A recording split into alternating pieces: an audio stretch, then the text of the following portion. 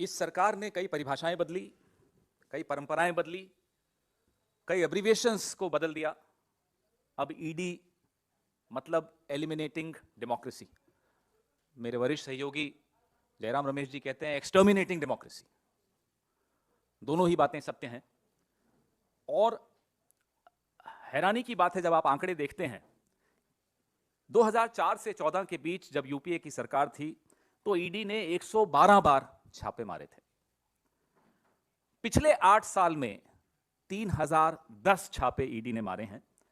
और सिर्फ राजनीतिक दलों को और राजनेताओं की लिस्ट को अगर आप सामने रखेंगे तो 95% छापे विपक्ष पर ईडी ने डाले हैं। नेशनल हेराल्ड, आपको सबको मालूम है, रेड हुई थी। राहुल गांधी जी से 50 घंटे तक ईडी ने पूछताछ की थी, शायद 55 घंटे की पूछताछ थी। हमारी पूर्व अध्यक्षा श्रीमती सोनिया गांधी से लगातार 3 दिन तक पूछताछ की ईडी ने। हमारे वर्तमान अध्यक्ष मल्लिकार्जुन खड़गे जी के से भी पूछताछ हुई, 7-8 घंटे की पूछताछ उनसे हुई। और अब छत्तीसगढ़ में आज सुबह से लगातार रेड्स चल रही हैं। भारत जोड़ो यात्रा की सफलता से तो बौखलाए हुए हैं ही प्रधानमंत्री जी और उनकी पार्टी। हमारा महाधिवेशन भी वहां होने वाला है, ये आप सब जानते हैं।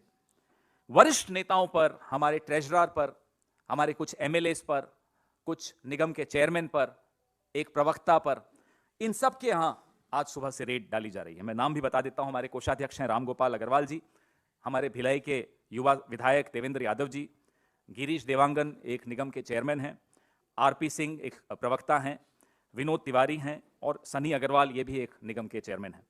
इनके कार्यालयों पर, इनके निवासों पर सुबह से ईडी की कार्रवाई चल रही है।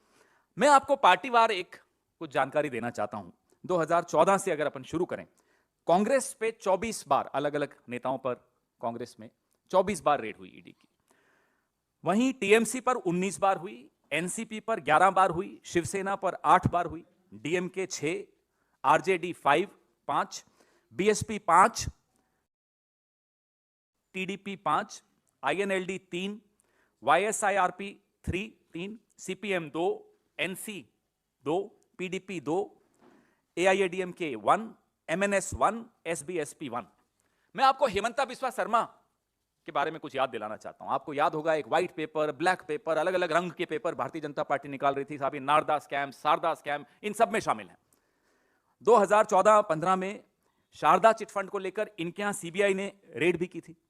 आज Himanta Biswa Sarma fair and lovely बन के निकले हुए हैं, मुख्यमंत्री हैं।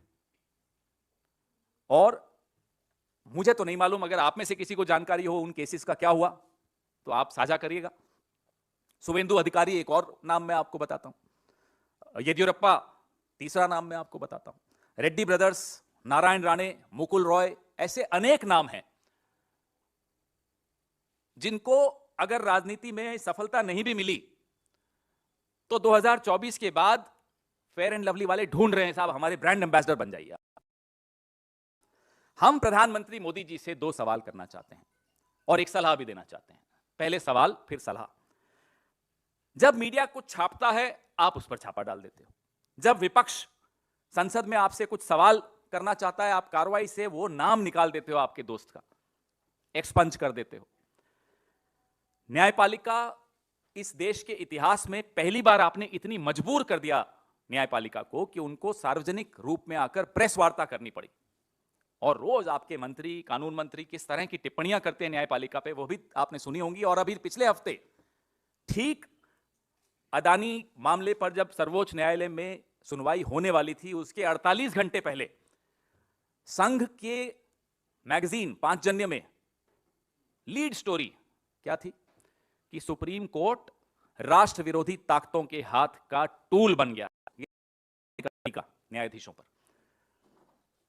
परसों अदानी मामले की सुनवाई होनी है और आज अखबार छाप रहा है, संघ का अखबार, संघ की मैगजीन पांचजन्य छाप रहा है, और वो संघ जो खुद पंजीकृत नहीं है वो कह रहा है कि देश का सर्वोच्च न्यायालय राष्ट्र विरोधी ताकतों के हाथ में टूल बन गया।